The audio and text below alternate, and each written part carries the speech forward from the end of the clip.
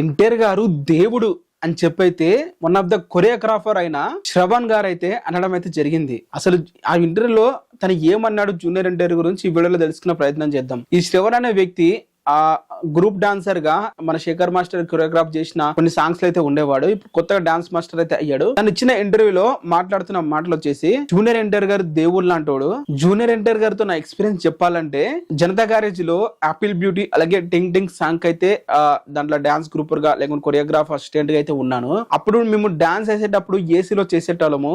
ఆ స్టెప్స్ అవన్నీ కూడా బాగా కష్టపడి రిహర్సల్ చేసి ఆ తరకన్నా వచ్చే ముందు ప్రిపేర్ గా అయితే ఉండేవాళ్ళము. జూనియర్ అంటే మేము చాలా కష్టపడి ప్రాక్టీస్ చేస్తూ ఉంటాము. మాకు కొంచెం ఆ ఏసీలో ఉండేసరికి ఆ రోబోటిక్ కాస్ట్యూమ్స్ ఏదైతే జనతా గ్యారేజ్ ఆపిల్ బ్యూటీలో రోబోటిక్ కొంచెం ఉంటది కదా, గ్రాఫిక్ డిజైన్స్, షర్ట్ డిజైన్స్ అవి ఉండేటప్పుడు కొంచెం చిరాచిరాగ్గా ఉండేవి ఆ డాన్స్ చేసేటప్పుడు.